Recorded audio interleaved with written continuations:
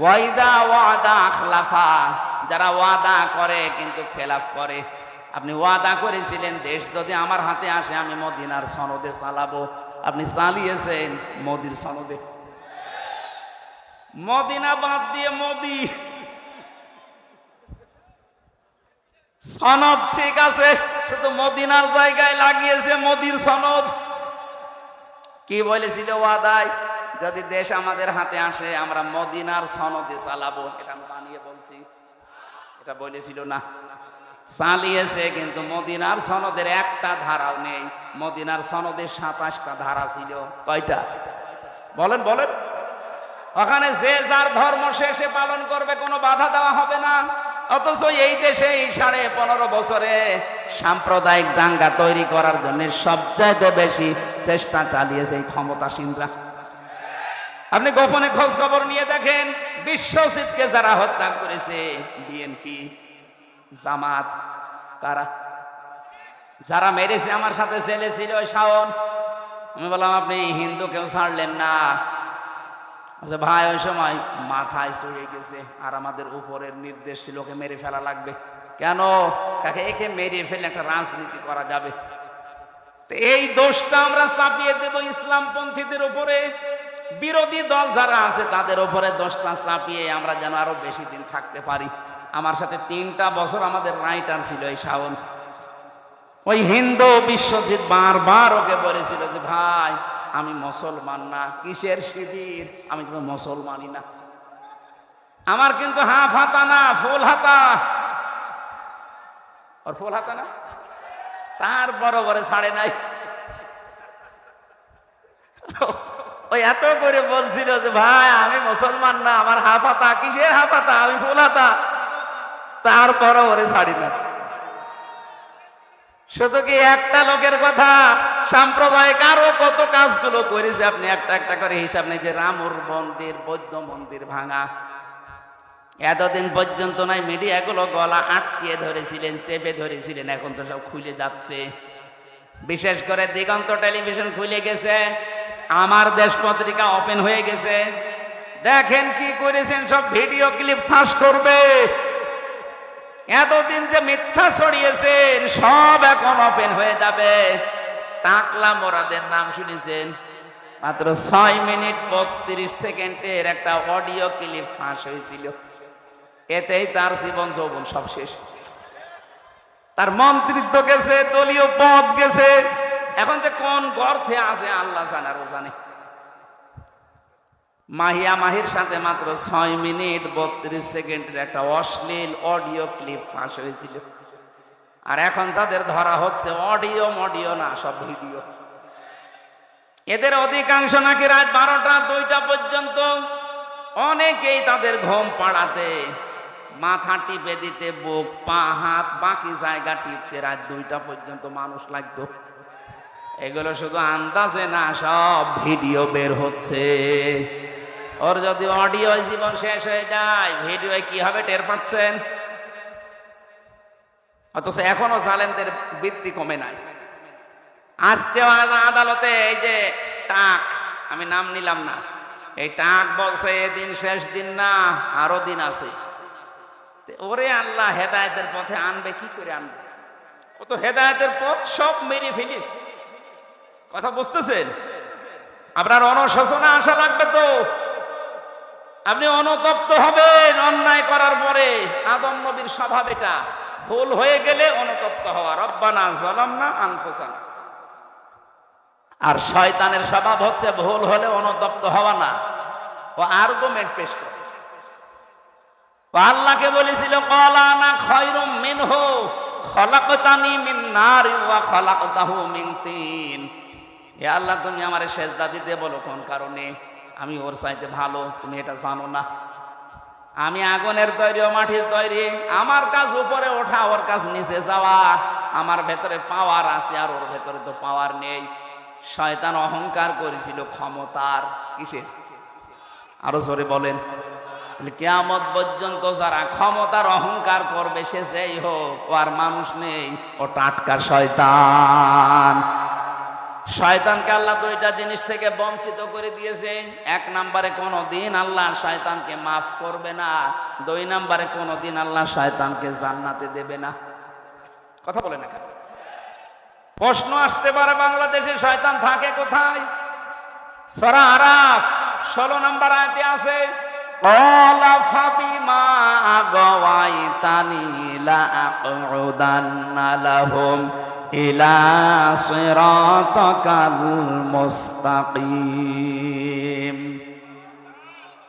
আল্লাহ পাক বলেন, শয়তান আমাকে চ্যালেঞ্জ দিয়ে বলেছিল, রব্বুল আলামিন, যাদের জন্য আজ আমার সব বরবাদ হয়ে গেল, এদেরকে আমার সাথে আমি জাহান্নামে নেওয়ার জন্য কোন খারাপ রাস্তায় যাব না।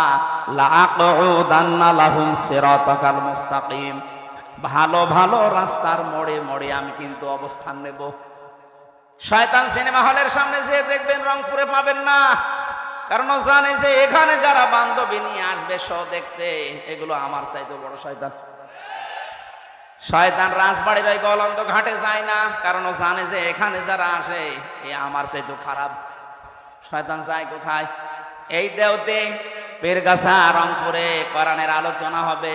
শয়তান মানুষের সুরত নিয়ে হোক আর শয়তান নিজেই হোক, অবশ্যই আছে বিভিন্ন জায়গায়। মানুষকে ধোঁকা দিয়ে বোকা বানিয়ে বলবে এখানে কি, এখানে রাজনীতি হবে, চলো যাই। অর্ধ উলঙ্গ উলঙ্গ ড্যান্স হচ্ছে, ওইটা দেখে চোখের মজা নাও। এই কথা বলছে না কেন? এরকম শয়তান নেই? হয়তো আপনি দেখতে পাচ্ছেন না তাই। শয়তানের শেষ কথা ছিল, সুম্মা লাআতিয়ান্নাহুম মিন বাইনি আইদিহিম ওয়া মিন খালফিহিম ওয়া আন আইমানিহিম ওয়া আন শামাইলিহিম ওয়া লা তাজিদু আকসারাহুম শাকিরিন। আমি ওপর থেকে, নিচ থেকে, ডান থেকে, বাম থেকে, চারিদিক থেকে আমি আক্রমণ চালাবো তাদেরকে। হে আল্লাহ, তুমি অধিকাংশ মানুষকে তোমার শুকরগুজারি বান্দা হিসাবে পাবে না। আমার মনে হয় শয়তানের এই চ্যালেঞ্জ সে এখন সফল। সে আজ আমাদের উপর থেকে, নিচ থেকে, ডান বাম থেকে যে কোনো কায়দায় প্ররোচনা দিয়ে, কুমন্ত্রণা দিয়ে, ওয়াসওয়াসা দিয়ে, যেভাবেই হোক তার নিজের দলের দিকে আমাদেরকে টেনে নিচ্ছে। শয়তানের যা কাজ, ওইটা যদি কেউ করে মনে করবেন ওইটাই শয়তান। শয়তানের এক নাম্বার কাজ হচ্ছে ও মানুষকে সরল পথ থেকে দূরে সরানোর জন্য ভালো ভালো রাস্তায় থাকে। দুই নাম্বারে শয়তানের কাজ হচ্ছে অপচয় করা। কি করা? বলেন বলেন। ইন্নাল মুবাদ্দিরিনা কানু ইখওয়ানাশ শায়াতিন ওয়া কানাশ শাইতানু লিরাব্বিহি কাফুরা। অবশ্যই শয়তান, যারা অপচয় করে এরা শয়তানের ভাই হয়ে যায়। কোরআন শরীফের ভেতরে আমি এমন কোনো আয়াত পাইনি যেই কাজ করলে মানুষ শয়তানের ভাই হয়। শুধু একটা কাজে। আপনি নামাজ পড়েন না, শয়তানের ভাই, এ কথা কোরআনে নেই। রোজা রাখেন না, শয়তানের ভাই আমি পাইনি, কিন্তু এইটা পেয়েছি, যারা অপচয় করে এরা শয়তানের। আরো জোরে বলেন। অথচ এই দেশে অপচয়ের কোনো অভাব আছে? একটা ব্রিজ বানাতে বাজেট হয়, আজকেই দেখলাম ট্রেনে, মেট্রো রেলের না কোন রেলের যেন একটা ব্রিজ মনে করেন বানাতে লাগবে 5 কোটি টাকা। 5 কোটি টাকা বাজেট হওয়ার পরে তিনবার আবার বাড়াতেই থাকে। বাকি বাড়াতে বাড়াতে বানিয়েছে 15 কোটি। 5 কোটির জায়গায় ও 5 কোটি টাকা দিয়ে ব্রিজ হয়ে যেত। প্রথমে যে হিসাব দিয়েছিল হয়ে যাওয়ার কথা, বাকি যে টাকাগুলো নিয়েছেন এগুলো হয় আত্মসাৎ করেছেন, নাই অপচয় করেছেন। প্রত্যেকটা জায়গায় অবস্থায় একই। আমার দাদা তো চেয়ারম্যান ছিল অনেক দিন, আমার চাচাও ছিল অনেক দিন। আমি শুনেছি এদেশে রাস্তার জন্য যে বাজেট আছে, যদি উপরওয়ালা খেয়ে না ফেলে, যত টাকা বাজেট হয় এই রাস্তার টাকাগুলো যদি সত্যি রাস্তায় কাজে লাগানো যায়, 1 ইঞ্চি রাস্তা বাংলাদেশে কাঁচা থাকার কথা না। এত টাকা রাস্তায় বাজেট হয়। কিন্তু উপরওয়ালা থেকে আসতে আসতে চেয়ারম্যান আর মেম্বার পর্যন্ত যদি 5 কোটি আসার কথা আসে 50 লাখ, 4.5 কোটি টাকা আল্লাহর ওলিরা খেয়ে ফেলিস। তো রাস্তা টিকবে কি করে? 10 বছরের টার্গেট দেয়, 1.5 বছরের রাস্তা ডেলিভারি রোড হয়ে যায়। কথা বলেন ঠিক কিনা? তাহলে অপচয় যারা করে শয়তান আর দেখা লাগবে না, এটাই শয়তানের ভাই। 3 নাম্বার শয়তানের কাজ হচ্ছে শয়তান যৌনতা ছড়াতে ভালোবাসে। কি? ও লজ্জায় স্থান মানুষকে দেখাতে ভালোবাসে, দেখতে ভালোবাসে। আজ তাকান বাংলাদেশের দিকে, সিনেমা জগতে নভেল, নাটক, থিয়েটার যারা বানায়, কি আছে এর ভেতরে শিক্ষা আপনি একটা দেখান। যৌনতা দিয়ে ভরপুর করা একটা নাটক, একটা সিনেমা, নাম দিয়েছে পবিত্র ভালোবাসা। রংপুরবাসী আমরা মুনাফিকের যে আলামত গুলো একটা একটা করে বলছিলাম। 3 নম্বরে, যখন মানুষের কাছে আমানত রাখা হয় মানুষ তা খেয়ানত করে, এটা হচ্ছে মুনাফিক। আর এদের স্থান আল্লাহ দেবে জাহান্নামের উপরে না নিচে? যেহেতু বাংলাদেশে আমরা মুসলমান বেশি, মুনাফিক থাকার সম্ভাবনা বেশি। আমার ভেতরে আবার মুনাফিকের জার এসে গেল না তো? এই হিসাবে আমাদের সতর্ক থাকা দরকার। দাড়ি, গোপ, মোষ, এই যে আজকের সভাপতি যিনি, উনি যদি এখন দাড়ি কাটতে যায়, মোষ কাটতে যায়, সেলুনালাকে বলবে, ভাই এই যে ব্লেড, এটা দিয়ে আপনি কয়জনকে সেভ করেছেন বলেন। যদি বলে এর আগে আরো 4-5 জনকে করা আছে, যদি সচেতন মানুষ হয় 100 বার বলবে আগে ব্লেড পাল্টান। এর আগে যাদেরকে সেভ করেছেন, ওর যদি কোনো জায়গা কেটে যায়, ওর ওই রক্তের ভেতরে কি আছে জীবাণু আমি জানি না, ওইটা যদি আমার ভেতরে লাগে, ওইটা আমার ভেতরে আসতে পারে। দাড়ি সেভ করতে গিয়ে, গোপ কাটতে গিয়ে এত সচেতন মানুষটা, অথচ মুনাফিকের যে জার্ম গুলো আমি কথা বললাম এতক্ষণ, এটা আবার আমার ভেতরে এসে গেল কিনা একটা বারের জন্য আমাদের অনুভূতি নেই, চিন্তাও নেই। পাগলও তো চিন্তা করবে। এই জন্য মুনাফিকের যে কথা বলছিলাম, আব্দুল্লাহ বিন উবাইয়ের অনুসরণ করা রাসূলকে হয়েছিল ঠিক, কিন্তু পূর্ণাঙ্গ না আংশিক। আমরা আবার যেন রাসূলের অনুসরণ আংশিক না হয়, যেন পূর্ণাঙ্গ হয়। আল্লাহ পাক আয়াতের ভেতরে ফাত্তাবিউনি দিয়েছেন, যদি আমার রাসূলের অনুসরণ পূর্ণাঙ্গ করতে পারো, ইউহিব্বুকুমুল্লাহ, আমি নিজেই তোমাদেরকে ভালোবেসে ফেলেছি না ভালোবাসবো। এখানে আলেম নেই। ইউহিব মোজারে, বর্তমান, ভবিষ্যৎ, প্রেজেন্ট, ফিউচার। কেউ যদি রাসূলের অনুসরণ পূর্ণাঙ্গ ভাবে করবে বলে সিদ্ধান্ত নিয়ে চলতে থাকে, যখন পূর্ণাঙ্গ অনুসরণ করা আরম্ভ করব এই কথা বলে পথ চলবে, তখন আল্লাহ ওকে ভালোবাসা আরম্ভ করবে। তার মানে যার আংশিক অনুসরণ হচ্ছে, এখনো সে আল্লাহর ভালোবাসা বলেন না কেন? কারণ এখানে পাস্ট দেয়নি, অতীতের শব্দ নেই, এটা মাঝি দেওয়া নেই, এটা মোজারে। ইউহিব্বুকুমুল্লাহ, যখন থেকে আপনার অনুসরণ মাথা থেকে পা পর্যন্ত, রান্নাঘর থেকে আন্তর্জাতিক জীবন পর্যন্ত পুরাটা দেখবেন যে হ্যাঁ আমার রাসূলের অনুসরণ হচ্ছে, আর আমি এখন থেকে সিদ্ধান্ত নিয়ে নেমে পড়লাম, তখন আপনি বিশ্বাস করতে পারেন যে আমাকে আল্লাহ কেবল ভালোবাসা শুরু করল। কথা বোঝা গেছে না? তাহলে যারা এতদিন আংশিক অনুসরণ করেছেন তাদেরকে আল্লাহ এখনো ভালোবাসেনি। সেই পীর বাংলাদেশে এই কথা বলে যে আমি রাজনীতি করি না, আরে ভাই আপনাকে তো মানুষের বানানো রাজনীতি করতে বলছি না, আপনাকে বলছি আমি রাসূলের রাজনীতি করতে। তাহলে যারা বলে যে আমরা ওসব ঝামেলাই নেই, আমরা খালি দরবার নিয়ে আছি, আল্লাহর কসম ওকে আল্লাহ এখনো ভালোবাসা আরম্ভ। বলেন এর চাইতে আর কি ব্যাখ্যা দেওয়া যায়? বলেন। এই আয়াত অনুযায়ী বাংলাদেশে বহু মানুষ আমরা এখন আল্লাহর পূর্ণাঙ্গ ভালোবাসা এখনো শুরুই করেনি। আল্লাহ জান্নাত দেওয়া, মাফ করা তো অনেক দূরের কথা। আয়াতের পরে আরো 2টা শব্দ আছে। আল্লাহ পাক বলেন আমি যদি কাউকে ভালোবাসা আরম্ভ করি, 2টা লাভ তার আছে। ওয়াগফির লাকুম যুনুবাকুম, ইয়াগফির এটা মোজারে, বর্তমান, ভবিষ্যৎ, প্রেজেন্ট, ফিউচার। জামবন না যুনুব বহু বছর। আল্লাহ পাক বলেন ওই মুহূর্তে ওর জীবনের যত অপরাধ ছিল সব আমি আল্লাহ মাফ করে দেব না দিয়েছি? বলেন বলেন। তাকে মাফ করে দেব, এখন দেব বা দিয়ে সামনেও দেব, এখন দিচ্ছে। তাহলে আমরা যদি আল্লাহর ক্ষমা পেতে চাই এই মুহূর্ত থেকে চোখ কান বন্ধ করে রাসূলুল্লাহর অনুসরণ পূর্ণাঙ্গ না আংশিক? আরো জোরে। যদি সত্যি আপনি সিদ্ধান্ত আজকে এখান থেকে নিয়ে বাড়ি যেতে পারেন, আল্লাহ বলেন যুনুবাকুম, একটা অপরাধ থাকবে না, সব মাফ হয়ে যাবে।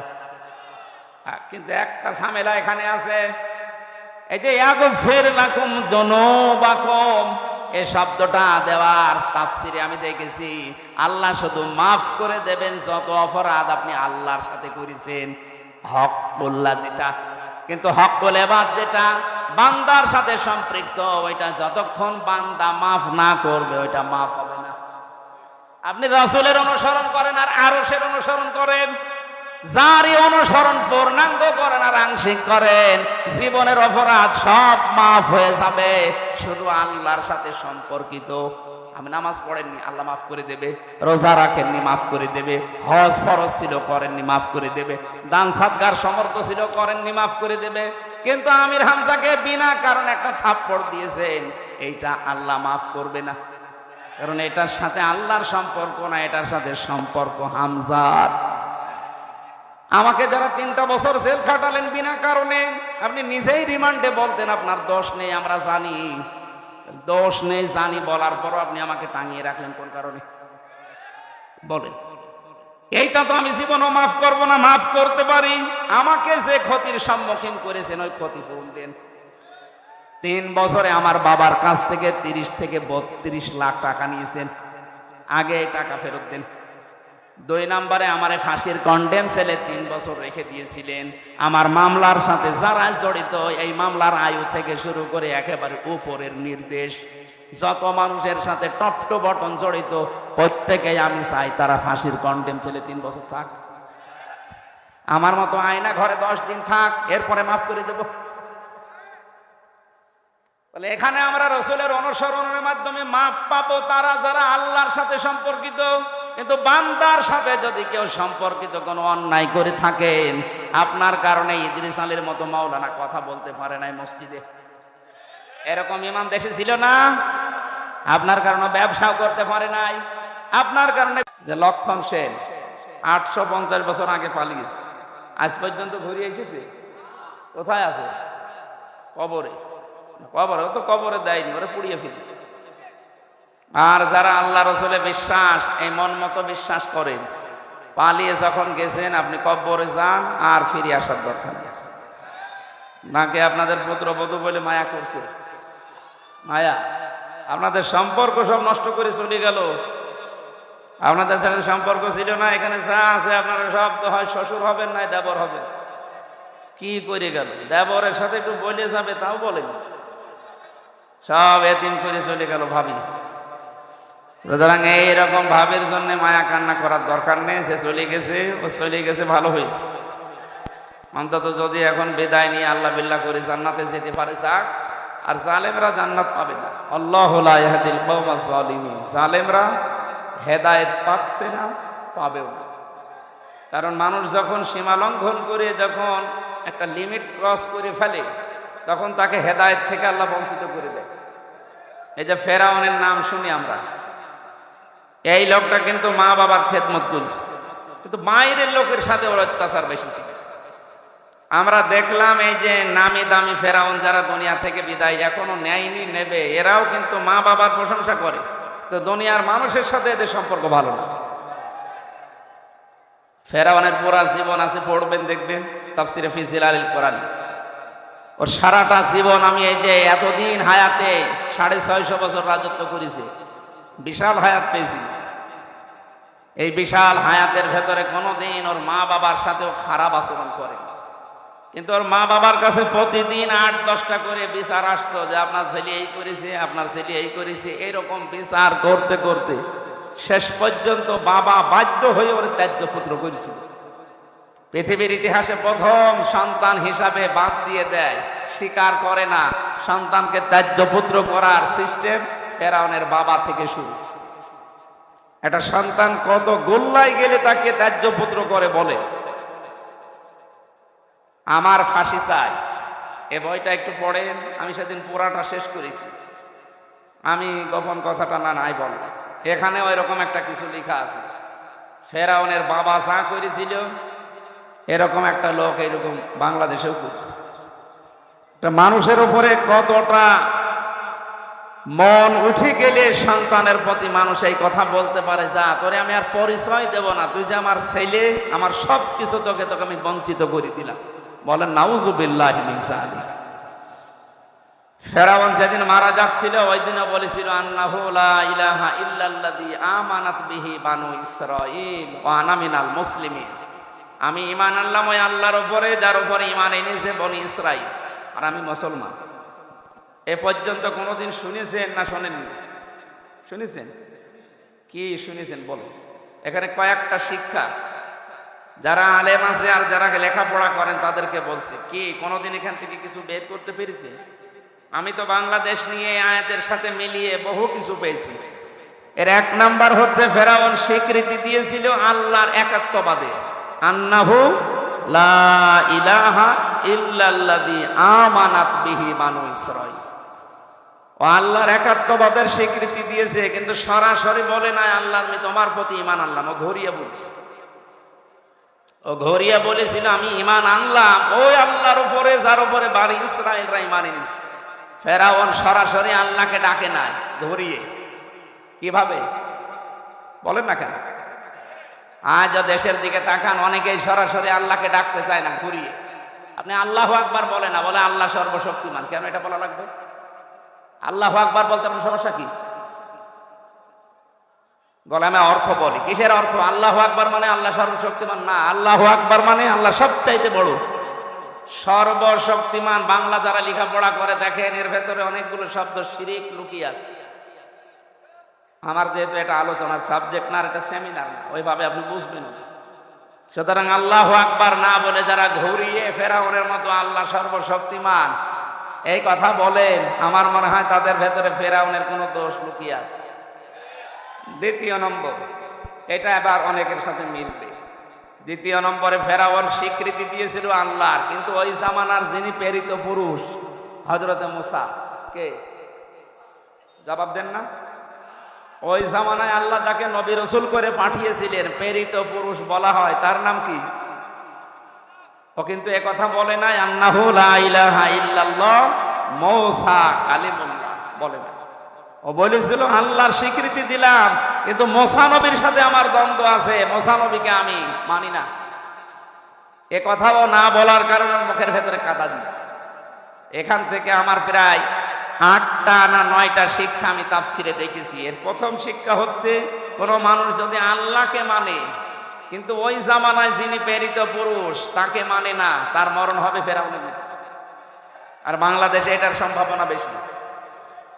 আমি বলবো, আবার রাগ করবেন না তো, হ্যাঁ আমার গায়ে লাগছে এরকম বলবেন না তো।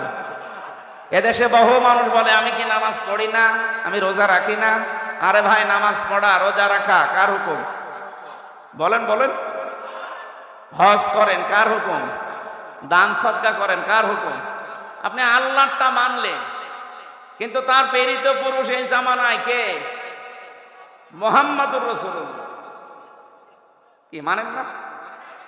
এ জামানার জন্য এখন শুধু না, কিয়ামত পর্যন্ত বলি ইয়া আইয়ুহান নাস ইন্নী রাসূলুল্লাহি ইলাইকুম জামিআ। হে নবী, আপনি বলেন আমি তামাম দুনিয়ার সব মানুষের জন্য আল্লাহর পক্ষ থেকে কি হয়ে এসেছি? রাসূল। বলেন বলেন। রাসূলের বাংলা অর্থ কি? প্রেরিত পুরুষ। বাংলা অর্থ কি বলেন? সুতরাং এই জামানার জন্য যিনি পাঠিয়েছেন আল্লাহ, যাকে কিয়ামত পর্যন্ত যিনি ফাইনাল, যার সিগনেচার ছাড়া আপনি জান্নাত যেতে পারবেন না। আল্লাহর কথা বললে আপনি মেনে নেন, এটা আমিও দেখতে পাচ্ছি, কিন্তু রাসূলুল্লাহর রিসালাতের কথা যখনই বলা হয়, তিনি যখন রাসূল হয়েছিলেন 40 বছর বয়সে, এখান থেকে মরণ পর্যন্ত কত? 23। বলেন না কেন?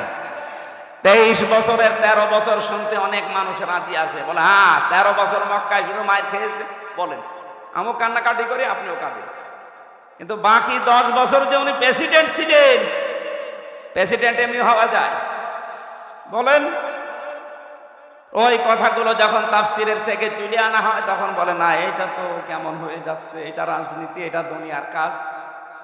আল্লাহর কসম, এই বিশ্বাসে বিশ্বাসী যারা, রাসূলের 13 বছর মানে 10 বছর মানে না, ওর মরণ হবে ফেরাউনের মতো। এই হিসাবে বাংলাদেশে এবার মিলান তো মানুষ আছে না নেই? আমি তো অনেক মানুষ দেখতে পাই, কথা বললে বলে আমি আল্লাহকে মানি না, আমি আল্লাহর বিধান মানি না। মানেন তো আমিও জানি ফেরাউনও আল্লাহ একজন আছে, কথা বিশ্বাস করেছিল, ঠেলায় পড়ি। কিন্তু যখন সীমা একেবারে লঙ্ঘন করে গেছে, রেসালাত না মেনে, আল্লাহ তাকে হেদায়েত থেকে বঞ্চিত করে দিয়েছে। তাফসিরে হাক্কানির ভেতরে পেয়েছি, শেষ পর্যন্ত ও মুখ নড়ানড়ি করবে, জিবরাইল এসে কাদা লাগিয়ে দিয়েছে। এই জন্য কারো সীমা যখন অতিক্রম করে একেবারে বর্ডার ক্রস করে, তখন আল্লাহ তাকে বঞ্চিত করে দেয়। ও যদি বলতেও চায়, ওর মুখ দিয়ে আর বের হয় না। হয়তো এখন আর জিবরাইল আসবে না, কিন্তু আপনার মুখ আর জবান আর চালু হবে না। এই জন্য এমন কোন গনার সাথে, কাজের সাথে নিজেকে জড়ায় না, জড়িয়ে ফেলি যে আমাদের অবস্থা আবার জালেমদের মতো হয়ে যায়। জালেমদের বিরুদ্ধে নিজে আল্লাহ মামলা দায়ের করবে। জালেমদের বিরুদ্ধে মামলা দায়ের করবে কে? আরো জোরে। এই দেশে যারা 15.5 বছর জুলুম করেছে, এটা কি ওয়াজ করে বোঝানো লাগবে? এই 14 দল বাদ দিয়ে বাকি আমরা যারা আছি সবাই কম বেশি মাজলুম। এই কথা বলবেন না? এক একজনের মামলার খবর জানেন আপনি? আমি বিএনপির বহু লোকের সাথে জেলখানায় ছিলাম। একজনের মামলা 313টা, 560টা। ও সারা জীবন শুধু হাজিরা দিতেই চলে যাবে। আমার 2 মামলায় যদি 3 বছর যায়, যার মামলা দিয়েছে 560টা, ও কতদিন হাজিরা দেবে বলে? অথচ বছর হয় 365 দিন। এক এক দিন 2টো মামলার হাজিরা দেওয়া লাগে। কি করেছেন আপনি? জুলুমের একেবারে শেষ পর্যায়ে পৌঁছে গিয়েছিলেন। এই জন্য ফাকুতিয়া আছে। আল্লাহ বলেন আমি কেটে দিয়েছি। জালেমদের শিকড় যখন কাটা হয়ে গেছে, ওই জিনিস নিয়ে আর আশা করে লাভ নেই। আপনারা তাওবা করে ফিরে আসেন। আপনাদের ভালোর জন্য বলছি। কোরআনে কারিমের এই অনুষ্ঠান থেকে আমরা আহ্বান জানাচ্ছি, বিশাল একটা পাথর আল্লাহ আমাদের বুকের উপর থেকে সরিয়ে দিলেন। এ পাথরের নাম হচ্ছে আইএমএ জাহিলিয়া। না, এটা ছিল 1000-1500 বছর আগে। এখন আল্লাহ যেটা সরিয়েছে, এটার নাম আও আমি জাহিলিয়া। কথা বলেন না কেন? শব্দ প্রায় একই। আইএমএ, আও আমি। ওরা যা করতো এরা তাই করছে, শুধু একটা কাজ করে নাই। ওই জামানায় ওরা জীবন্ত কন্যাকে মাটি দিত, আর এই জামানায় জীবন্ত কন্যাকে মাটি দেয়নি, জীবন্ত কন্যাকে জাহান্নামে দিয়েছে। বেপরদার এমন লাইন খোলার চেষ্টায় ছিল, দেখেছিলেন? একজন মানুষ বেপরদায় চলবে, কিছু বলতেও পারবে না। উলঙ্গ, অর্ধ উলঙ্গ হয়ে রাস্তাঘাটে আসবে, নিজে জাহান্নামে যাচ্ছে। শুধু তা না, আরো 8-10 জন নিয়ে যাচ্ছে। কেউ প্রতিবাদ করলে তাকে পর্যন্ত 4 দেওয়ালের মাঝে আটক করে রাখা হতো। আমি বহু দেখেছি। 1500 বছর আগে ওই জামানায় যারা কাফের, মুশরিক, ওরা জীবন্ত কন্যাকে মাটি দিত। আরে 1500 বছর পরে আমরা দেখলাম এরা জীবন্ত কন্যাকে জাহান্নামের আগুনে পাঠাচ্ছে। আল্লাহ আমাদের হেফাজত করেছে। নবীর পিঠ থেকে আল্লাহ পাথর সরিয়ে, বোঝা সরিয়ে পিঠ সোজা করে দিয়েছিলেন। আর আমাদের বুকের উপর থেকে পাথর সরিয়ে নিঃশ্বাস নেওয়ার এবং কথা বলার একটা সুযোগ করে দিয়েছে। আজকে যদি 2024 সালের 5 আগস্টের আগে হতো এই অনুষ্ঠানটা, এতগুলো মানুষ এক জায়গায় করতে 14 জায়গায় অনুমতি লাগে। আজকে এক জায়গায় লাগে না। অনুমতি যারা দেবে তারা এসে পাহারা দিচ্ছে। এই কথা বলছে না কেন? বিশাল একটা নিয়ামত না? এই নিয়ামত যারা পেয়েছি খুশি হয়ে বলেন আলহামদুলিল্লাহ। দরুদ আর সালাম পড়ছে আমাদের নবী মুহাম্মদুর রাসূলুল্লাহ সাল্লাল্লাহু আলাইহি ওয়াসাল্লামের প্রতি, যার রিসালাতের এই 23 বছরই মেনে নেওয়া প্রত্যেকটা উম্মতের জন্য ফরজে আইন। ফরজ না, ফরজে আইন। নবীজিকে কেউ যদি না মানে, ওর জীবনের গুনাহ মাফ হবে না। এই একটা মানুষই শুধু আল্লাহ পাঠিয়েছেন পৃথিবীতে। এই কথা শোনা লাগবে ভাই, সময় নেই। আমি আজকে কয়েকটা নতুন তথ্য বলছি, যদি জীবনের সাথে না মেলে আজকে থেকে খাতা কলম নিয়ে মিলাবেন। হ্যাঁ, আপনি আয়াত শুনেছেন, কিন্তু এই তথ্যগুলো আমার মনে হয় আপনি শোনেননি। সূরা আলে ইমরান 31 নম্বর আয়াত। কুল ইন কুনতুম তুহিব্বুনাল্লাহ ফাত্তাবিউনি ইউহিব্বুকুমুল্লাহ ওয়া ইয়াগফির লাকুম যুনুবাকুম আল্লাহু গফুরুর রহিম। আমার অধিকাংশ তাফসীরগুলো হয় ফি জিলালিল কোরআন না ইবনে কাসির, এই দুইটা থেকে বেশি আমি রেফারেন্স দিচ্ছি, আপনি এগুলো বাড়িতে যেয়ে দেখলে মিলবে। আল্লাহ পাক বলেন, নবী আপনি বলুন, ইন কুনতুম তুহিব্বুনাল্লাহ, কেউ যদি একথা বলে আল্লাহ তোমাকে ভালোবাসি, এ দাবি আমাদের নেই, এই কথা বলুন না। এ দাবি যদি করে, এই দাবিটা পূরণ করার জন্য আল্লাহ বলেন ফাত্তাবিউনি, এ দাবি করলে হবে না, আমার রাসূলের অনুসরণ করে দেখাও। এখন আমার প্রশ্ন, রাসূলকে অনুসরণ করবেন আপনি কখন? উনি রাসূল হয়েছিলেন যখন। 1 থেকে 40 বছর পর্যন্ত কেউ যদি তাকে অনুসরণ না করে তার গুনাহ হবে, জান্নাতে যেতে পারবে না। না, এ কথা কোরআনে নেই। যেহেতু এখানে আল্লাহ পাক তাকে অনুসরণ করার জন্য যেগুলো দিয়েছেন তার সাথে ওমা আতাকুমুর রাসূলু ফাখুযুহু ওমা নাহাকুম আনহু ফান্তাহু, আমার রাসূল তোমাদেরকে যা দিয়েছে ওটা আঁকড়িয়ে ধরো, যেটা নিষেধ করে ওটা ছেড়ে দাও। আমার প্রশ্ন, উনি জন্মের পরে কি ওনাকে পুরো আরব জাহানে নবী নবী রাসূল রাসূল কথা লাগবে? ওনাকে বলতো মানুষ আল আমিন, আস সাদিক, খুব বেশি হলো ডাক দিত আব্দুল্লাহ বিন মুহাম্মদ, কথা বলেন না কেন, বা মুহাম্মদ বিন আব্দুল্লাহ।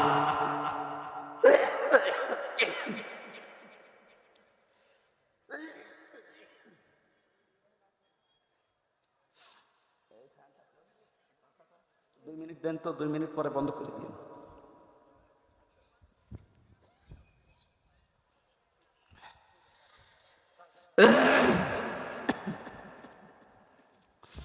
মোহাম্মদ বিন আব্দুল্লাহ পর্যন্ত আমরা ডাক শুনি হাদিসের পাতায়, তাকে এই নামে ডাক দিত পুরা আরব জাহানের ভেতরে।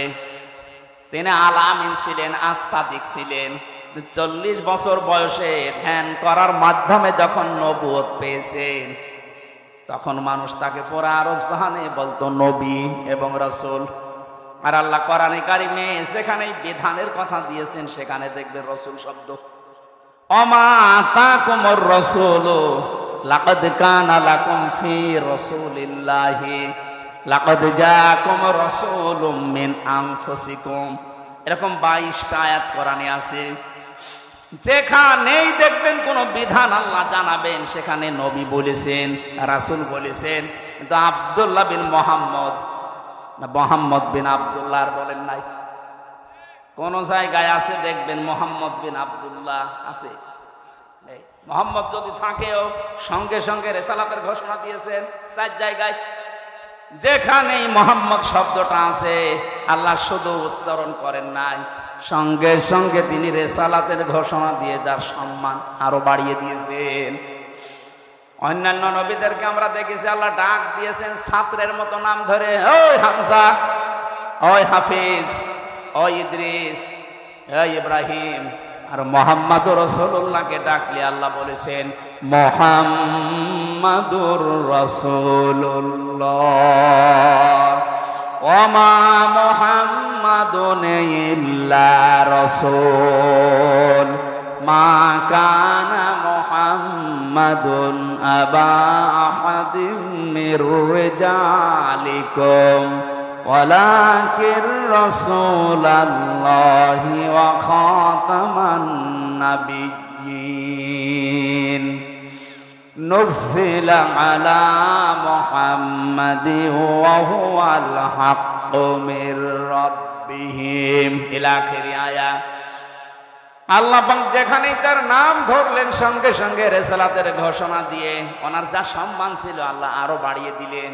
যে আমি আল্লাহ নিজেই যখন তাকে রিসালাতের সাক্ষী দেই, দুনিয়ায় কেউ যদি আপনার রিসালাত স্বীকার না করে কোনো অসুবিধা নেই, এটা সূরা ফাতিহার 29-30 নম্বর আয়াতে আছে। আমার বোঝানোর বিষয় ছিল এখানে, তাহলে অনুসরণ করা লাগবে আব্দুল্লাহ, মোহাম্মদ বিন আব্দুল্লাহকে না রাসূলুল্লাহকে? আরো জোরে বলেন। রংপুরবাসী সহজ সরল, একেবারে সহজ সরল হবে না, একটু কান চোখ মুখ খোলা রাখেন। আপনি অনুসরণ করবেন। উনি যখন রসুল হয়েছিলেন সবাই এক বাক্যে স্বীকার করবে তামাম দুনিয়া যে উনি রসুল হয়েছিলেন 40 বছর বয়সে। তার মানে 1 থেকে 40 যদি কেউ না মানে তার গোনা নেই, কিন্তু 40 থেকে 63 এই 23 বছর না মানলে তার জান্নাত নেই। এর 1 সেকেন্ড তো আপনি বাদ দিতে পারবেন না। এই রেসালাতের জিন্দেগিতে যেভাবে ঘুমিয়েছে যদি আপনি ওইভাবে ডান কাতে ঘুমাতে পারেন, পুরা ঘুমটা হবে ইবাদত। উনি যেভাবে টয়লেটে গিয়েছেন, কেউ যদি ওইভাবে টয়লেটে যেতে পারে পুরা 10 মিনিট 15 মিনিট হবে ইবাদত। প্রশ্ন আসতে পারে টয়লেট করা আবার ইবাদত হয়? হ্যাঁ হয়। আপনি যদি তরিকাটা রসুল থেকে নেন আর তরিকা যদি আব্রাহাম লিঙ্কন থেকে নেন, এই ডোনাল্ড ট্রাম্প যেভাবে পায়খানা করে, ও মনে হয় পায়খানা যাওয়ার আগে বলে আল্লাহুম্মা ইন্নী আউযু বিকা। পড়েছে কোনদিন? পড়ে না। ডোনাল্ড ট্রাম্প 10 মিনিট না 10 ঘন্টা টয়লেটে বসে থাকে, ওর কোনো ইবাদত নেই। কারণ ওর তরিকাটা রসুলের মতো না, ওর তরিকা ওর বাবার মতো। কথা বলেন ঠিক কিনা? তাহলে এখান থেকে অনুসরণ আরম্ভ করবেন 40 থেকে 63। এটা ক্লাস চলছে। 40 থেকে 63 মাস্ট বি 23 বছরের প্রত্যেকটি সেকেন্ড আপনাকে মানা লাগবে। কেউ যদি 1 সেকেন্ডও অস্বীকার করে সে আর রসুলের উম্মত নেই। আল্লাহর ভালোবাসার দাবি তার কাছে অলিক, আন্দাজে করে। আল্লাহ নিজে ঘোষণা দিলেন যদি আল্লাহকে ভালোবাসি এই দাবি করো, অনুসরণ করো। এখন আমার প্রশ্ন, রসুলের অনুসরণ করবেন অর্ধেক না পূর্ণাঙ্গ? এ বাংলাদেশের সাথে এবার আপনি মিলান তো। বহু মানুষ আমরা রসুলের আশেক আছে, বহু মানুষ আশেকে রসুল দাবি করছে, কিন্তু অনুসরণ হচ্ছে আংশিক। হয়তো রসুলের মতো দাড়ি রাখেন, রসুলের মতো টুপি মাথায় দেয়, জুব্বা গায়ে দেয়, পাগড়ি বাঁধে রসুলের মতো, জিকির করে রসুলের মতো, স্ত্রীকে পর্দায় রাখে রসুলের মতো, অর্থনীতিতে গিয়ে টাকা পয়সার লেনদেনে গিয়ে রসুলের মতো আর করে না, তখন করে আব্রাহাম লিঙ্কনের মতো। এলাকায় আমি জানি বহু মানুষ এখানে বসে আছে, টাকা ছেড়ে রাখে, টাকা আসে 1000 টাকা দেয়, প্রত্যেক মাসে মাসে 100 টাকা বেশি পায়। এটা তো বাবা শাহজালাল, সব হালাল। এই কাজ করেন কারা কারা? হাত তোলেন তো। এ আবার 2 হাত, এর মনে হয় মাথার তার কাটা আছে। মানুষ 1 হাত তোলে না, 2 হাত তুলেছে, হয়তো তার কাটা বোঝা যাচ্ছে, সমস্যা আছে। ওর দাঁত বের করা দেখি আমি বুঝেছি তার পুরাটাই কেটে দিয়েছে। আমি হাসির জন্য বলি নাই। বলেন, এখানে একটা লোক হাত তুললেন না, সত্যি কি এই গোনা এলাকায় নেই? কার ভয়ে হাত তোলেন না? এই ইদ্রিসের ভয়ে? না না, আমরা এরকম মাহফিল চাই না। যারা এই গোনাতে আছেন আজকে বাড়ি যেয়ে এই গোনা ছেড়ে দেওয়া লাগবে। এটা মায়ের সাথে জেনা করার গোনা। আপনি না খেয়ে মরে যান, কোনো অসুবিধা নেই, মরে গেলে আপনি জান্নাত পেতে পারেন, কিন্তু মায়ের সাথে জেনা করে গেলে না, আপনার জান্নাত নেই। সুতরাং এই কাজ আজকে থেকেই বাদ দেওয়া লাগবে, নয়তো আপনি মাহফিল শুনতে এসে ভুল করেছেন। অনেকে এই এলাকায় জমি জায়গা, আমি 1 বিঘা জমি ইদ্রিস ভাইকে দিলাম, ওনার কাছে 70,000 টাকা নিলাম। এটারে কি বলে? এই বন্ধক জায়েজ নেই। জায়েজ করার জন্য 2টা পদ্ধতি আছে, যদি মেনে নিতে পারে তাহলে করবেন, না হলে ওনার জমি ওনারে ফেরত দেবেন। আমি বলবো, আপনি মানবেন তো? নাকি এক কান দিয়ে শুনে আর এক কান দিয়ে বের করে দেবেন? যতদিন ইদ্রিস ভাই আমার জমিটা করে খাবে ততদিন ওনাকে সরকারের যে খাজনা আছে বছরে বছরে, এটা ওনার দেওয়া লাগবে। 2 নম্বরে যখন আমার কাছ থেকে টাকা ফেরত নেবে, এই 70,000 8-10 হাজার টাকা কম নেওয়া লাগবে। আপনি 2 বছর 5 বছর 10 বছর করে খান, নেওয়ার সময় 8-10 হাজার কম নেবেন। এই দুইটা সিস্টেম যদি মানতে পারেন জায়েজ আছে, আর না হলে এটা বাদ দেন। আরো দুইটা পদ্ধতি আছে। এর পরেরটার নাম আমরা মনে হয় আমাদের কুষ্টিয়ায় বলে খাই খালাসি, খেয়ে দে এসো। এটার লস হয়ে যায় বলে মানুষ করতে চায় না, বলে না হুজুর বাবা ওইটা আমি নেই। অথবা 1 বিঘা জমি দেবেন, বছরে বছরে 10,000 করে টাকা নেবেন। এটা কি এইটা আছে এলাকায়? হ্যাঁ, এইটা করবে। 1 বিঘা জমি থেকে 8-10 হাজার টাকা কামাই করা 1 বছরে খুব কঠিন কাজ না। আমার মনে হয় মাসলা বলা ঠিক হচ্ছে, করবেন তো ইনশাল্লাহ। রাসূলুল্লাহর জীবন থেকে আমি কথা বলছিলাম, অনুসরণ করা লাগবে তাহলে আমাদের আংশিক না পূর্ণাঙ্গ? আরো জোরে। আপনি এবার তার জীবনের সাথে মিলাবেন, বহু মানুষ দুনিয়ায় তাকে আংশিক অনুসরণ করেছিল, অনুসরণ করে নাই তা না, তারা অনুসরণ করেছিল রাসূলকে আংশিক। এই জন্য তারা জান্নাতও যায়নি, জাহান্নামে একেবারে নিচে বসে আছে তারা। আব্দুল্লাহ বিন উবাই, এই লোকটার জীবনী পড়েন, ও পুরা জীবনী আমি শেষ করে দেখেছি। রাসূলের পুরাটা জীবনী অনুসরণ করেছে, শুধু রাজনৈতিক জীবনে অনুসরণ করে নাই। আপনারা যেমন অর্থনৈতিক জীবনে মানেন না, উনি শুধু রাজনৈতিক জীবনে রাসূলকে মানত না। তাছাড়া নামাজ পড়তো রাসূলুল্লাহর পেছনে, হজ করেছে নবীজির সাথে, রোজা রেখেছে নবীর সাথে, ইফতারি করেছে নবীর সাথে। ওর দাড়ি টুপি পাগড়ি জুব্বা, ওর নাম পর্যন্ত পাল্টিয়ে পাল্টিয়ে নবীর কথায়। একবার নবীজি বলেছিলেন আল্লাহর কাছে প্রিয় নাম 2টা, আব্দুল্লাহ আর আব্দুর রহমান। ওই দিন থেকে নিজের ছেলের নাম রেখেছে আব্দুল্লাহ, নাতি ছেলের নাম আব্দুল্লাহ, নিজের বাবার নামও পাল্টিয়ে দিয়েছে আব্দুল্লাহ, নিজের নামও দিয়েছে আব্দুল্লাহ। এত পছন্দ করতো নবীর কথাকে, শুধু শুনতে দেরি মানতে দেরি করতো না। অথচ এই লোকটা দুনিয়ার স্বার্থের কারণে আল্লাহর নবীর রাজনৈতিক জীবনে তাকে মানে নাই, ও মানতো আবু জেহেলকে।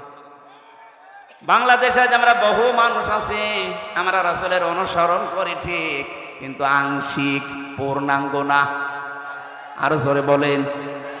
কত খানকা থেকে আওয়াজ আসে, কত ইসলামী দল থেকে আওয়াজ আসে, তারা বলে যে দেখো দিনকাল ভালো না, আমরা অসমের ভেতরে নেই, আমরা আছি আল্লাহর রাস্তায়। আরে ভাই, আল্লাহর রাস্তায় তো এইটা যেটা রাসূল দেখিয়েছে। বলেন, ওনার ওই টয়লেট করা যদি আপনার ইবাদত মনে হয়, উনি 10 বছর প্রেসিডেন্ট ছিলেন, এটা ইবাদত মনে হয় না? এটা ইবাদত না মনে করার কারণেই তো দেশের অবস্থা এই। আমরা যদি সবাই রাসূলের এই 23 বছরের জীবনকে সত্যি ইবাদত মনে করে অনুসরণ আরম্ভ করতাম, আমাদের মরণ ওই ফেরাউনের মতো হইতো না। আজ হাজারো মানুষ ফেরাউন হয়ে মরে যাচ্ছে, কথা বলেন ঠিক কিনা? তাহলে রাসূলকে আজকে থেকে অনুসরণ করা লাগবে, আংশিক না পূর্ণাঙ্গ? আমি আবার বলছি, আংশিক না পূর্ণাঙ্গ? আপনি এবার নিবে জীবনের সাথে মিলান, আপনার অনুসরণ কি সত্যি আংশিক হচ্ছে না পূর্ণাঙ্গ? না। তাহলে আংশিক হলে হয় আপনার মরণ হবে আব্দুল্লাহ বিন উবাইয়ের মতো। ও যেমন জাহান্নামে শুধু গিয়েছে তা না, জাহান্নামের নিচে গিয়েছে। ও ছিল মুনাফিকদের সর্দার। আর মুনাফিকদের ব্যাপারে আল্লাহর কথা, ইন্নাল্লাহা জামিউল মুনাফিকিনা ওয়াল কাফিরিনা ফি জাহান্নামা জামিআ। অবশ্যই আমি জাহান্নামে একত্রিত করব মুনাফিক আর কাফেরদের। আগে আল্লাহ দিয়েছেন মুনাফিকের নাম, তার মানে মুনাফিক থাকবে নিচে, উপরে থাকবে কাফের। আবু জেহেল মুনাফিক ছিল না কাফের ছিল? আরো জোরে বলেন। বাংলাদেশে আমরা যারা মুনাফিক হয়ে মরে যাচ্ছি, আমরা আবু জেহেলেরও নিচে যাব। কি বললাম আপনি খেয়াল করেছেন? আবু জেহেলের চাইতেও নিচে থাকা লাগবে জাহান্নামে।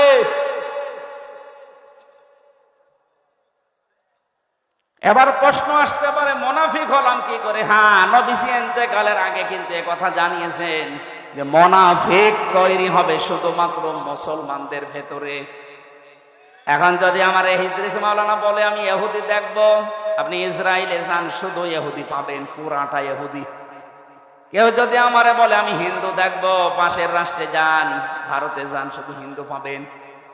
কেউ যদি বলে আমি খ্রিস্টান দেখব, আমেরিকায় যান, শুধু খ্রিস্টান। কোন মানুষ যদি বলে বৈদ্য দেখবো, এই যে পাশের রাষ্ট্র মায়ানমারে যান, শুধু বৈদ্য পাবেন। ওই লোকটাই যদি বলে আমি জাহান্নামে নিচে থাকবে মোনাফিক, মোনাফিক দেখবো, কোথায় পাঠাবো? বাংলাদেশে। কারণ এই দেশে 100 জনের 96 জন মুসলমান আমরা, তাহলে মোনাফিক এই দেশে থাকার সম্ভাবনা বেশি। বলেন, আপনি একবারও খেয়াল করেছেন যে আপনি থাকবেন কোথায়? মোনাফিক হয়ে যদি আমরা এখন মারা যাই, আমরা থাকবো কিন্তু আবু জেহেলের উপরে না নিচে? 10 লাখ টাকা দিয়ে যাই, না তো কালকে 50টা মামলা দেব। আমার বাবা 8 লাখ দিয়েছিল, সঙ্গে সঙ্গে আবার বলছে সেই 2 লাখ কই, মনে হচ্ছে টাকা পাই, সেই টাকা খাচ্ছে। এত বড় শয়তান! আরে আমার বাবা তো কথা রেখেছে, 8 লাখ 10 লাখের জায়গায় তো 8 লাখ দিয়েছে। তুই কথা কি রাখলি? তুই যে বললি 50টা মামলা দেব, টাকা না দিলে। টাকা তো দিয়েছিল ঠিক, কিন্তু তারপরেও তো তুই মামলা দিবি। আর তুই এখন বলিস হুজুর আমার জন্য কিছু করবেন না, আমারে মাফ করে দিন। মাফ? এদিকে আয়, তোরে মাফ করছি শয়তান। কিসের মাফ? আমার মামলার আয়ুর সাথে থেকে শুরু করে যারা একেবারে উপর পর্যন্ত একটারও মাফ নেই। আগে টাকা ফেরত দেবেন, ক্ষতিপূরণ দেবেন, আর আমার মতো 3 বছর জেলে থাকবে, তারপরে আপনার জনবাকুন সব মাফ হয়ে যাবে। তাছাড়া আমি হাজী সাহেব হয়ে বসে আছি, কাবা শরীফের গিলাফ ধরে কাঁদলেও মাফ হবে না। আমি আশা করি কথা বোঝাতে পেরেছি। এরপরেও যদি কেউ না বোঝার ভান করে থাকেন, এদিকে আসেন, রংপুরের মানুষ ঝাড়ি কোদাল দিয়ে বোঝাচ্ছে। আপনারে আর বুখারী শরীফ কোরআন শরীফ দিয়ে হবে না, বাকারি শরীফ লাগবে। আমার আজকের আলোচনার বিষয়, আমি দিনের বেলা এখানে কোন জায়গায় যেন আজকে এসেছিলাম সকালে, তাম্বলপুর, ওখানে বলেছিলাম যে তহমত সময় পাইনি, এই জন্য শেষ করতে পারিনি। আজকের ওই আয়াত থেকে বাকি কথাগুলো আমরা কমপ্লিট করতে চাই। এই যে উঠে চলে যাচ্ছে কে? ওইটা বাদাম বিক্রি করছে, ঠিক আছে, পড়েন। আউযু বিল্লাহি মিনাশ শাইতানির রাজিম।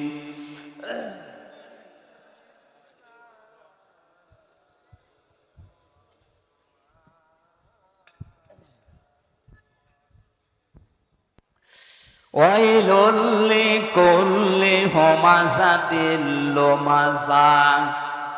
শব্দের দিকে খেয়াল করে করে শুনবেন, কোরআনের প্রত্যেকটা শব্দ হেদায়েতমূলক। আল্লাহ বলেন ওয়াইলুন, দুর্ভোগ, সর্বনাশ, ধ্বংস হয়ে যাক, লিকুল্লি, প্রত্যেক ব্যক্তি। কথাটা বলছে কি? এখানে আমরা যারা এক একজন ব্যক্তি আছি, কথা শোনার পরে তো গা শিউরে ওঠার কথা, কসম খাড়া হয়ে যাওয়ার কথা। এটা হামজার কথা না, এটা সভাপতির কথা না, ইদ্রিস ভাইয়ের কথা না। কথা কার? আল্লাহ বলেন প্রত্যেক ব্যক্তির জন্য দুর্ভোগ, প্রত্যেকটা ব্যক্তির জন্য আফসোস। ওয়াইলুন মানে আফসোস হতে পারে। আফসোস করছে সরাসরি কে? দুর্ভোগ, আক্ষেপ, এরপরে সর্বনাশ, ধ্বংস প্রত্যেকটি মানুষের জন্য।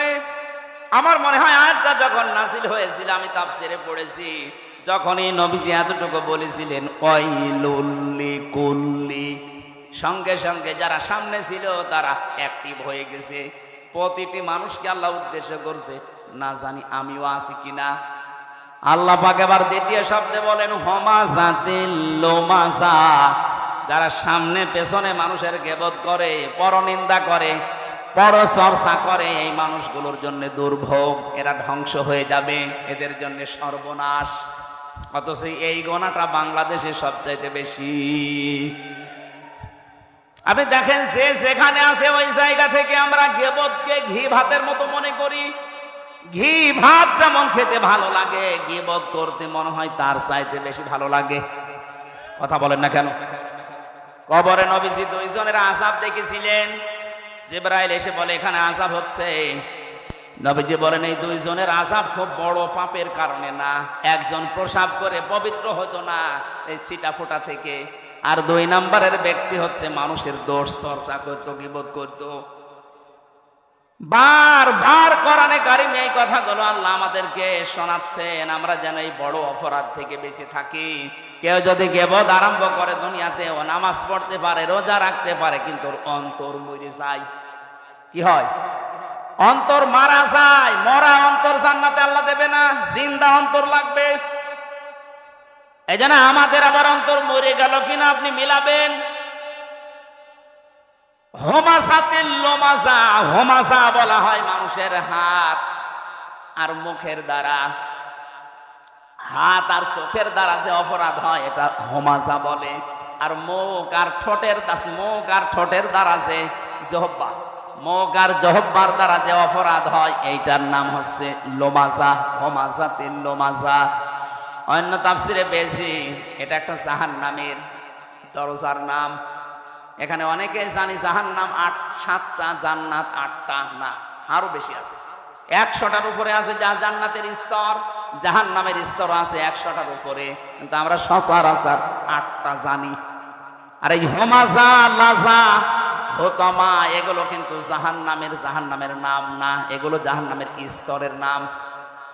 এক একটা দরজার সামনে লেখা থাকবে লাজা, সাঈর, সাকার, জাহান্নাম, জাহিম, হোতমা, হাবিয়া, এগুলো লেখা থাকবে জাহান্নামের দরজার সামনে।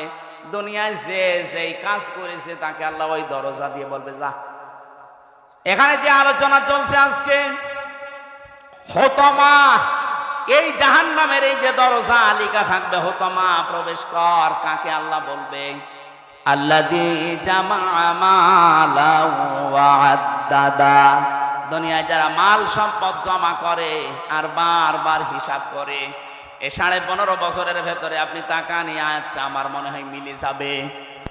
কত মানুষ 5 বিঘা জমি থেকে শুরু করে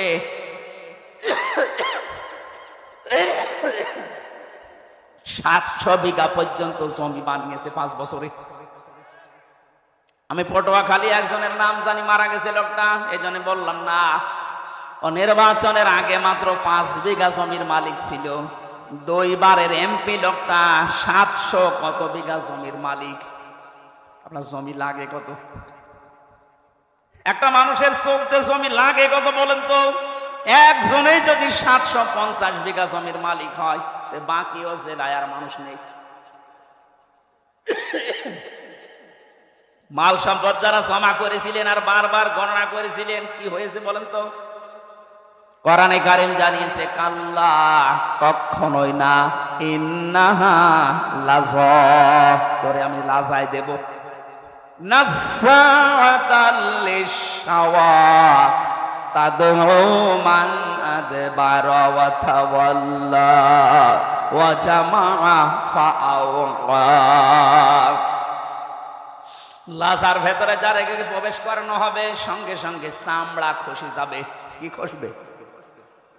আমি আলু ছড়ানো দেখেছি জেলখানায়। আলু ছড়ায় কি করে?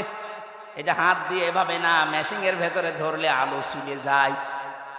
একটু মেশিনের সামনে ধরবেন, আলু পুরা পরিষ্কার করে চামড়া ছিলে দেখাবে পুরাটা পাল্টিয়ে গেছে।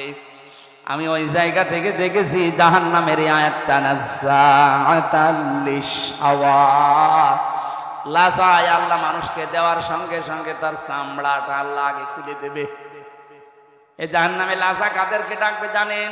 তাদউ মান আদবারা ওয়া তাওয়াল্লা, তাদেরকে ডাকবে যেই মানুষগুলো দুনিয়াতে সত্য আহ্বান জানার পরও মুখ ফিরিয়েছিল। আর এই রোগটা এই দেশে বেশি, কারণ এই দেশের মতো কোরআন দিয়ে ডাক দেওয়া পৃথিবীর কোনো দেশে নেই। এত মাহফিল, এত তাফসীর, এত ওয়াজ, এত খানকা, এত ইসলাহী অনুষ্ঠানগুলো হচ্ছে, মানুষকে তো ডাক দেওয়া হয় সত্যের দিকে। আমার বাবার দিকে তো আমি ডাকছি না, কথা বলেন না কেন? আমার কোনো লাভ আছে আমার বাবার দিকে ডেকে? আমি তো ডাক দিয়েছি কোরআনের দিকে। যারা জমা করছেন মাল সম্পদ আর পঞ্জীবিত, এগুলো খালি হিসাব হিসাব হিসাব করে রাখেন, আপনাকে কিন্তু হোতমায় যাওয়া লাগবে। আল্লাযী জামা মালা ওয়া আদ্দাদা, মালের ব্যাখ্যা আমি ওই দিনের বেলায় 19টা পেয়েছিলাম। এবার একটু মালের ব্যাখ্যাটা করি। পৃথিবীতে মাল বলতে প্রথমে নেককার স্ত্রীদেরকে নবীজি বুঝিয়েছেন। দ্বিতীয় নম্বরে মাল বলতে পৃথিবীর ময়দানে ক্ষমতাকে বুঝিয়েছেন। এই যে চেয়ার, এগুলো মালের অন্তর্ভুক্ত। যারা চেয়ারে বসে বারবার হিসাব করে কতদিন কতদিন কতদিন, শেষ পর্যন্ত টার্গেট দিয়ে দেয় 41 সাল। এটা চেয়ারে বসে না চেয়ার থেকে নেমে বসে টার্গেট দিয়েছিল। এই মালা ওয়াদাদা, আদাদ মানে গণনা করা, খালি হিসাব করতে থাকে কতদিন কতদিন। আপনার 1 সেকেন্ডেরও গ্যারান্টি নেই। আপনি 41 সাল টার্গেট দিলেন কি করে? আজরাইলের সাথে চুক্তি করা আছে আপনার, কথা বলে না কেন? হ্যাঁ, একজনের চুক্তি করা ছিল। কয়জনের? একজন মানুষের চুক্তি এই পৃথিবীতে করা ছিল, তার কাছে ওই সময়ের আগে আজরাইল আসে নাই। একবার এসে গিয়েছিল, সে বলেছিল না আপনার ভুল হচ্ছে। তিনি বলেছিলেন যে না, আমি আমার বাবার কাছ থেকে হায়াত পেয়েছি আমি 940 বছর, আর আমার হায়াত ছিল 60 বছর, সব মিলে 1000 বছর। আপনি কেন আন্দাজে আমার কাছে আসলেন? আমি এখন যাব না। আল্লাহ পাক বলেছিলেন আজরাইল ফিরে আসো, ওর বাবার কাছ থেকে আমি ওরে হায়াত দিয়েছিলাম, ওই হায়াতটা কমপ্লিট না হলে ও দুনিয়া ছাড়বে না। তাহলে একজনের নাই গ্যারান্টি ছিল, আপনার আমার তো কোনো গ্যারান্টি। আরো জোরে বলেন। 1 সেকেন্ডেরও গ্যারান্টি নেই। এই যে বসে আছে, দাঁড়াবো আছে, আর আমরা আন্দাজে এক টার্গেট দিয়ে দিলাম। প্রথমে দিল 20 সাল, এরপরে দিল 21 সাল, এরপরে দিয়েছে 41 সাল। আমার মনে হয় যদি 41 সাল পর্যন্ত বেঁচে থাকতো, দিত 71 সাল।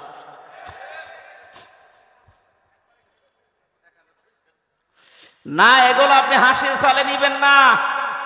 মাল সম্পদের ভেতরে প্রথম নাম্বারে নেককার মহিলাকে মাল বলা হয়, উত্তম মাল এটা। 2 নম্বরে ক্ষমতার চেয়ারকে মাল বলা হয়।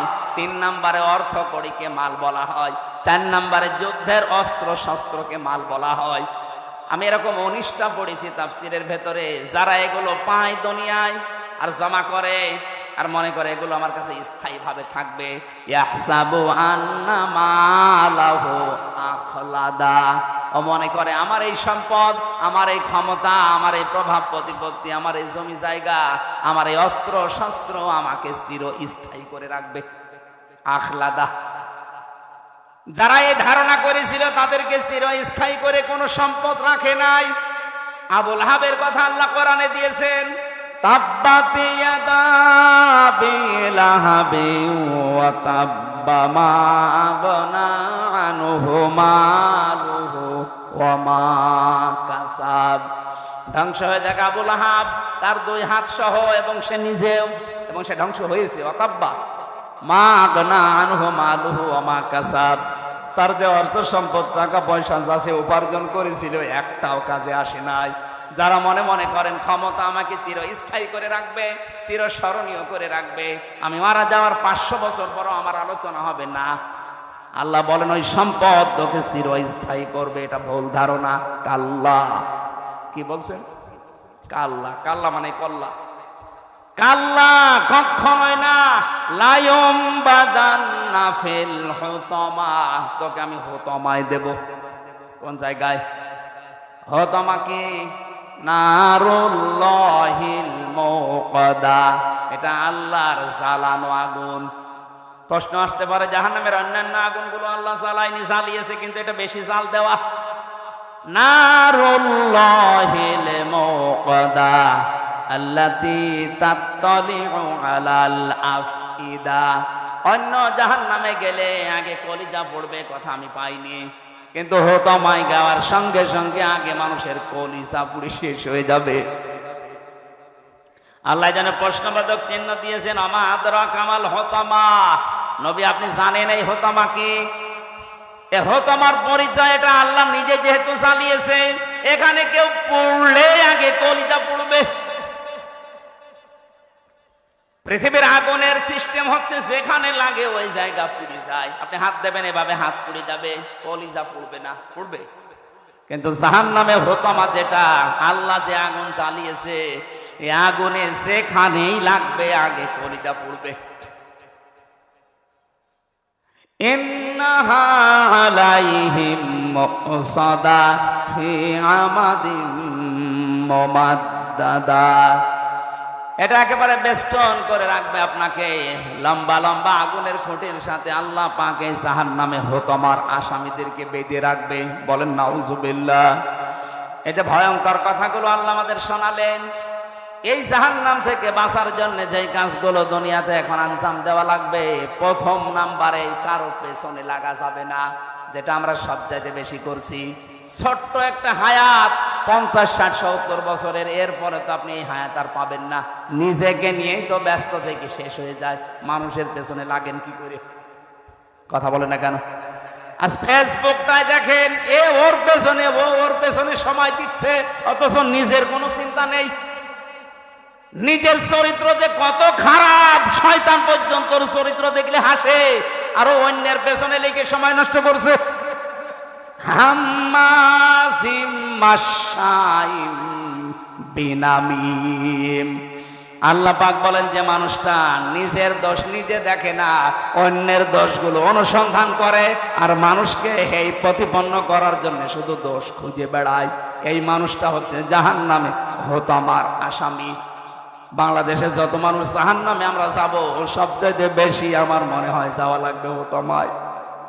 কথা বলেন না কেন? আজকে থেকে সিদ্ধান্ত নিয়ে যাবেন, দুনিয়া একদিকে চলে যাক, কারো পেছনে না, আমার নিজেরটা আমি নিজে দেখি একটু। আমি যা তৈরি করেছি এই 50 বছরে, আমার তো 33 বছর, এই 33 বছরে আমি যা করলাম, এখনই যদি মারা যায়, আল্লাহ যদি আমার হাত ধরে সামনে দাঁড় করিয়ে বলে, হামজা বল, 33 বছরের একটা জীবন দিয়েছিলাম, পাই টু পাই হিসাব দিয়ে যা। 33 বছর না, 33 ঘন্টার হিসাব দেওয়া তো সম্ভব না। আপনি কোন কারণে মানুষের পেছনে লেগে সময় নষ্ট করেন? মিজানুর রহমান আজহারি ভাই সবচেয়ে যেটা বেশি বলতেন, যে মানুষের পেছনে লেগে সময় নষ্ট করে কোন কারণে? নিজের পেছনেই তো সময় দেওয়ার সময় পাইনি। ছোট একটা জীবনে নিজের পেছনে সময় আমার নেই। আমার বিশাল কাজ পড়ে আছে, আমি পেছনে তাকাবো, মানুষের পেছনে লাগবো কোন কারণে? এজন্য আমাদের আজকে সিদ্ধান্ত নিয়ে বাড়ি যাওয়া লাগবে। এই গীবত, এটা ঘি ভাতের মতো, এটা মেয়েদের ভেতরে সবচাইতে বেশি। কোন এলাকায় যদি গীবতের মতো এই গোনা চালু হয়, নবীজি জানিয়েছেন ওই এলাকার মানুষের দোয়া কবুল বন্ধ হয়ে যায়। আপনি খেয়াল করেছেন? এখানেও যদি কেউ গীবতকারী মানুষ থাকেন, এর কথা ওর কাছে লাগানো, ওর কথা ওর কাছে লাগানো, মানুষকে ছোট করার জন্য, হেই প্রতিপন্ন করার জন্য ফেসবুকে কোনো স্ট্যাটাস ছেড়ে দিয়েছেন, তাহলে আপনি থাকাকালীন এই মাহফিল কবুল হবে না। আপনি চলে যান ভাই, যান যান, ওই যে একদম চলে যাচ্ছে, যান তাড়াতাড়ি যান, যান চলে যান। মোসানবের জামানায় এক মহিলা এই কাজ করতো, শুধু তালাতালি করতো, এর কথা ওর কাছে লাগাতো, মানুষকে ছোট করার জন্য তার দোষ খুঁজে বেড়াতো। একবার মোসানবির জামানায় পানি বন্ধ হয়ে গেল, বৃষ্টি। উনি চাটিয়াল ময়দানে উম্মতদেরকে নিয়ে দোয়া করলেন, আল্লাহ বৃষ্টি দাও। আল্লাহ বলেন না, বৃষ্টি হবে না। উনি না ছড় বান্দা বলে বৃষ্টি হবে না, মানে এগুলো নাই, আমার উম্মত, আমার মায়া লাগে। তোমার তো বান্দা, তুমি বানিয়েছো, তোমার মায়া লাগে না? আল্লাহ বলেন লাগে, বৃষ্টি দেব না। কেন? কারণ এর ভেতরে একজন মহিলা আছেন নামিমা, যে তালাতালি করে, মানুষকে ছোট করার জন্য মানুষের কথা লাগিয়ে বেড়ায়, দোষ অনুসন্ধান করে। ওই মহিলা যতক্ষণ আছে ততক্ষণ দোয়া কবুল হবে না, তুমি নবী দোয়া করলেও না। হযরত মুসা বলেছিলেন, আল্লাহ তুমি শুধু ওই মহিলার নাম বলো, দেখো কি করি। পরে ঘাড় ধরে বের করে দেবো এই দরবার থেকে। আল্লাহ পাক বলেন, না, আমি নাম ধরা পছন্দ করি না, তবে এক কাজ করো, তুমি মিলে সবাইকে নিয়ে তওবা করো। ওই মহিলাও তওবা করবে, তারপরে দেখা যাক। তিনি আসলেন ময়দানে, বললেন, উম্মতেরা দোয়া কবুল হবে না 100 বার না। এখানে একজন নামিমা আছে, তালাতালি করা মহিলা আছে, কিন্তু কে আছে এটা আমি জানি না, তবে আছে। এখন আমরা দোয়া করব, কিন্তু আগে তওবা করে নেই। যদি ওই রকম কেউ থাকেন আমার সাথে, সেও যেন তওবা করেন, নাই তো চলে যাবেন। হযরত মুসা তওবা 3টে শর্ত দিয়ে তওবা করলেন। প্রথমে স্বীকার করলেন আমরা অপরাধী, 2 নম্বরে অনুশোচনা করলেন, অনুতপ্ত হলেন, 3 নম্বরে বললেন এই কাজ জীবনে আর রিপিট করা যাবে না। 3টা শর্ত মেনে তওবা করার সঙ্গে সঙ্গে দেখা গেল আল্লাহ বৃষ্টি দিয়েছেন। মুসা নবীর মতো মানুষ, শুধু একজন তালাতালি করা মহিলা আছে, এই জন্য দোয়া কবুল হচ্ছে না। আর আমাদের এখানে কত মানুষ এই পাপে পাপি বসে আছি আমরা, আমাদের দোয়া মাঠে মারা যাবে। এই জন্য তালাতালি করার স্বভাব এখনো যার আছে, মানুষকে হেই প্রতিপন্ন করা, ছোট করার অভ্যাস যার, চলে যান ভাই, নাইতে মাহফিল কিন্তু হবে না। 2 দিন কেন 14 দিন দিল এভাবে পড়ে থাকবে। কথা বলছে না কেন? এটা যে কত বড় গুনার কাজ, নিজের মরা ভাইয়ের গোশত খাওয়ার সমান। হযরতে সাবিত রাদিয়াল্লাহু তাআলা আনহু, ওনার আরো বড় নাম আছে, এতটুকু আমার মনে আছে। ওনার কাছে এক লোক এসে কথা বলছিল, হঠাৎ তিনি বললেন, কথা বন্ধ করেন। কেন? আপনার মুখ দিয়ে মানে গোশতের গন্ধ বের হচ্ছে, মানে পচা গোশত। কই, আমি তো আজকে গোশত খাইনি। উনি ডাক দিয়ে বললেন, সত্যি করে বলেন তো, আপনি কি কারো বিরুদ্ধে কোনো কথা কারো কাছে লাগিয়েছেন? মাথা নিচু করলেন। হ্যাঁ, আল্লাহর কোরআন জানিয়েছে, ফাকারিহতুম ইন তাজতানিবু ইয়া আইয়ুহাল্লাযীনা আমানু জতানিবু কাসীরাম মিনাজ-যন্নি ইন্না বা'দাজ-যন্নি ইসমুন ওয়া লা তাজাসসাসু ওয়া লা ইয়াগতাব বা'দুকুম বা'দা আইয়ুহিব্বু আহাদুকুম আইয়াকুলা লাহমা আখিহি মাইতান ফাকারিহতুম। কোন মানুষ যদি সত্যি গীবত করে, একের কথা অন্যের কাছে লাগায়, যার ভেতরে যে দোষ নেই ওই দোষের কথা বলে বেড়ায়, অথবা বানিয়ে বানিয়ে তার নামে একটা দোষ লাগিয়ে দেয়, ও যেন মরা ভাইয়ের গোশত খায়। অথচ তোমরা সবাই এই কাজটা অপছন্দ করো, তারপরও দুনিয়ায় করো। আমরা যেহেতু এই কাজ অনেকে আসি, আজকে তওবা করে বাড়ি যাব, জীবন চলে যাক, আমি গীবত করব না। কথা বলে না কেন? গীবত থেকে মুক্ত হওয়া যাবে না। গীবত যদি চালিয়ে যান, তাহলে আপনার অন্তর কিন্তু মরে যাবে। যতই নামাজ পড়েন, জিকির করেন, আর অন্তর চালু হবে না। জাগ্রত হওয়ার জন্য গীবত এই মুহূর্ত থেকেই বন্ধ। প্রশ্ন আসতে পারে, আমরা যতক্ষণ কথা বলেছি অনেকের নামে গীবত না, কয়েক জায়গায় কথা বললে গীবত হয় না। কথাগুলো বুঝতে হবে। যেই সন্তান সমর্থ আছে কিন্তু টাকা পয়সা মা বাবাকে দেয় না, তাদের পেছনে খরচ করে না, তাদের সেবা যত্ন করে না, এরকম সন্তানের নাম ধরে মানুষের কাছে বলা যায় যাচ্ছে। কথা বোঝাতে পারিনি? যে মানুষটার সামর্থ্য আছে মা বাবার খেদমত করা এবং তাদের পেছনে খরচ করার তার সামর্থ্য আছে, এরপরেও যদি কোনো মানুষ, কোনো সন্তান মা বাবার খোঁজ খবর নেয় না, তাদের পেছনে খরচ করে না, তাদের সাথে ভালো ব্যবহার করে না, তাহলে ওই সন্তানের নাম ধরে জাতিকে সতর্ক করা যায় যে এই লোকটা কেমন, কিন্তু এরকম, এর সাথে কিছু করলে হিসাব নিকাশ করে করবেন। দ্বিতীয় নম্বর, কোন জালেম বাদশাহ, জালেম অভিভাবক, জালেম দায়িত্বশীল, তার জুলুম থেকে জনগণকে সতর্ক করার জন্য তার নাম ধরে কথা বলা যায় যাচ্ছে। এই দুইটা, আমি এই দুইটাকে ব্যাখ্যা করে আরো দুইটা পেয়েছি, অন্তত এই দুইটাই শোনেন। যে সন্তান তার মা বাবার খোঁজ নেয় না, সামর্থ্য থাকার পরেও তার নাম ধরে জাতিকে সতর্ক করা যায়, কারণ জাতি না বুঝে তার সাথে আত্মীয়তা করতে পারে, লেনদেন করতে পারে, শেষে সেও ধরা খাবে। যে তার মা বাবারই খোঁজ নেয় না, সে আপনার সাথে কি খোঁজ খবর রাখবে? 2 নম্বরে, এই পৃথিবীর ময়দানে যে মানুষগুলো জালেম অভিভাবক হতে পারে, প্রশাসনে, বিচার ব্যবস্থায়, ক্ষমতায় যারাই আছে, এমনকি মা বাবা হতে পারে, কোন জালেম সম্পর্কে জাতিকে সতর্ক করার জন্য তার নাম ধরে কথা বলা যায় যাচ্ছে। এই দুইটা বাদ দিয়ে বাকি কোন জায়গায় আপনি গীবত কারো জন্য করতে পারবেন না। আর আমরা এই দুইটা সামনে রেখে কথা বলি, আন্দাজে বলি না। আমি আবার বলছি, আমি সহ যারা এসেছি, আর যাই করি গীবতের এই গুনাহ যেন আমলনামায় না থাকে। আপনি যার গীবত করবেন ওর গুনাহগুলো অটোমেটিক আপনার আমলনামায় চলে আসবে, আর আপনার যা সওয়াব ছিল ওর আমলনামায় চলে যাবে। এরকম পাগল দেশে আছে, আছে মানে আমরাই। আল্লাহ আমাদের হেফাজত করুন, আমিন। বারাকাল্লাহু লানা ওয়া লাকুম ফিল কোরআনিল আযীম।